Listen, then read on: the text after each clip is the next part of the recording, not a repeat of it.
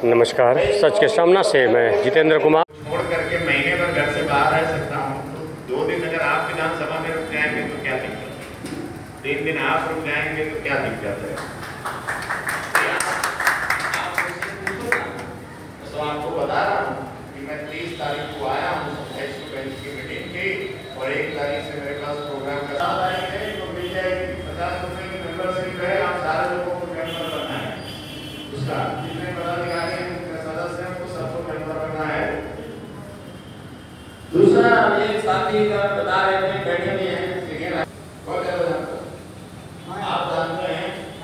हाँ, तो सासाराम के किसी व्यक्ति ने ऑफर हमको भेजा। मान्य बहन जी हमेशा उसको समर्थन करती हैं, और फिर चाहे वो फैसला सरकार का हो या न्यायालय, जितनी दमदारी से वो विरोध करती हैं उतना करने का साहस किसी पार्टी में नहीं है। इसलिए अगर इस देश में कोई संविधान के अनुसार शासन चलाना चाहता है, संविधान को मानता है, दलित, पिछड़े, आदिवासी और गरीब लोगों का रहनुमा है, तो वो बहुजन समाज पार्टी है। और बहुजन समाज पार्टी की जो लीडर है, हम सब की जो प्रिय लीडर है, आदर्श नेता है, वो बहन कुमारी मायावती जी है, वही दमदारी से रख सकती है। इंडिया गठबंधन से काफ़ी मेलजोल रहता है, काफ़ी मैं देखता हूँ कि विचारधारा कहीं ना कहीं मेल खाता है, लेकिन फिर भी बिल्कुल किनारे होना, बिल्कुल अलग रहना, ये क्या कहता था? देखिए, हमारा ना तो इंडिया गठबंधन से मेल खाता है और ना तो एनडीए से मेल खाता है, क्योंकि इंडिया गठबंधन और एनडीए गठबंधन दोनों एक ही है। एनडीए गठबंधन जो है वो जो भारतीय जनता पार्टी और प्लस है, वो लोग जो कहते हैं वो खुलेआम कहते हैं, तो हमें समझ में आ जाता है।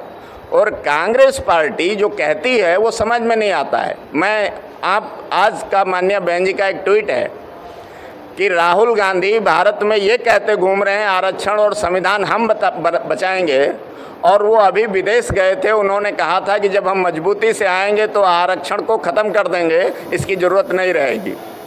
तो ये दोहरा चरित्र है कांग्रेस पार्टी और उसके साथ वाले लोगों का। कांग्रेस पार्टी ने 40 साल शासन किया, पिछड़े वर्ग के जो 52% लोग हैं उनको शासन, प्रशासन और राजनीति में भागीदारी नहीं मिला, तो कांग्रेस जिम्मेदार है।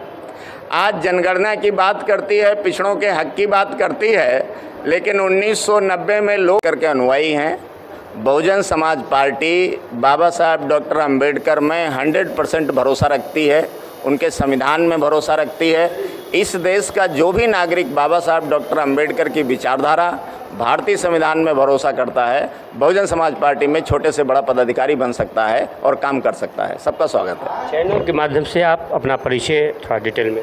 मेरा नाम एडवोकेट सुरेश राव है, और मैं बहुजन समाज पार्टी में बिहार प्रदेश में केंद्रीय प्रदेश प्रभारी के रूप में काम कर रहा हूँ। माननीय बहन जी की टीम का मैं सैनिक हूँ, सिपाही हूँ।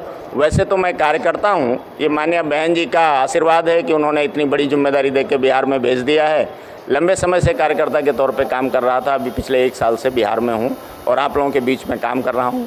काफ़ी संघर्ष कर रही है आपकी पार्टी, लेकिन अभी कहीं ना कहीं मैं देख रहा हूँ कि बिल्कुल अभी बिहार में उस तरह का नहीं मिल पा रहा है। कभी कभी कुछ इस तरह के नैरेटिव सेट हो जाते हैं, कुछ इस तरह के जो हमारे विरोधी हैं वो जो सवाल खड़े करते हैं, हमारे लोग उनके जवाब प्रॉपर रूप में नहीं दे पाते हैं, इसलिए इस तरह की परिस्थिति का निर्माण हुआ है। और बहुजन समाज पार्टी की जहाँ तक बात है, वो एक कैडर बेस्ड पार्टी है, तो बहुजन समाज पार्टी को ख़त्म हो गई या बहुजन समाज पार्टी के बारे में दूसरी बातें करना, उसका तो कोई मतलब नहीं है, वो तो कभी नहीं हो सकती, क्योंकि Bahujan Samaj party cadre based party है। निश्चित रूप से बिहार में जिस तरह से हम रिजल्ट की उम्मीद कर रहे थे या देश में, वैसा नहीं आया है, लेकिन आने वाले चुनाव में बहुजन समाज पार्टी एक ताकत के रूप में उभरेगी। और 2025 में स्पेशली जो बिहार का विधानसभा चुनाव है, जिस तरह की हमारी तैयारी है, रणनीति। आखिर गुस्सा क्यों, आपसे मैं जानना चाहूँगा। राहुल गांधी पे गुस्सा इसलिए है कि राहुल गांधी ने पूरे देश के गरीब के साथ खिलवाड़ किया। उन्होंने झूठ बोला कि आरक्षण की मैं रक्षा करूंगा, लेकिन जब 1 तारीख को 1 अगस्त को उपवर्गीकरण आरक्षण के लिए किया गया और उसका जो किया गया, तो उसमें राहुल गांधी ने कुछ के लिए आरक्षण था, SC ST के लिए था भी नहीं। उसके खिलाफ सबसे लंबा अगर किसी ने भाषण दिया तो वो राहुल गांधी के पिताजी राजीव गांधी ने दिया था। ऑन रिकॉर्ड है, मैं तो ऑन रिकॉर्ड बोल रहा हूँ आपको लोकसभा में। कांग्रेस पार्टी ने 40 साल ओबीसी को आरक्षण नहीं मिलने दिया। कांग्रेस पार्टी ने 40 साल बाबा साहब को भारत रत्न नहीं मिलने दिया। कांग्रेस पार्टी ने SC ST OBC का कभी कोटा नहीं पूरा किया। कांग्रेस पार्टी ने मंडल कमीशन के 52% के 27% दिया, उसको भी नहीं लागू होने दिया ढंग से। इस देश के हाई कोर्ट सुप्रीम कोर्ट में आरक्षण नहीं है तो कांग्रेस जिम्मेदार है। इस देश के सेंट्रल यूनिवर्सिटी स्टेट यूनिवर्सिटी में वाइस चांसलर प्रोफेसर नहीं है तो कांग्रेस जिम्मेदार है। कांग्रेस के तो इतने पाप हैं, इतने पाप हैं। ये वही पार्टी है जिसने बाबा साहब को जिंदा रहते कहीं से चुनाव नहीं जीतने दिया, और वो जब खुलना जसूर से चुनाव जीते तो भी पाकिस्तान को दे दिया। किस नहीं बोला, तो इसलिए उनको ऊपर गरीबों का गुस्सा है, और वो गुस्सा इस बार विधानसभा के चुनाव में बिहार से लेकर पूरे देश में दिखाई देगा।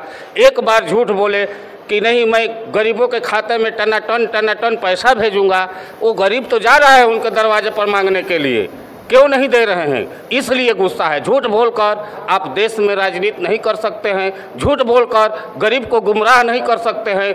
तो कांग्रेस पार्टी और उसके गठबंधन के लोगों पर गरीबों का इसलिए गुस्सा है कि हम अब इतना झूठ नहीं सहेंगे।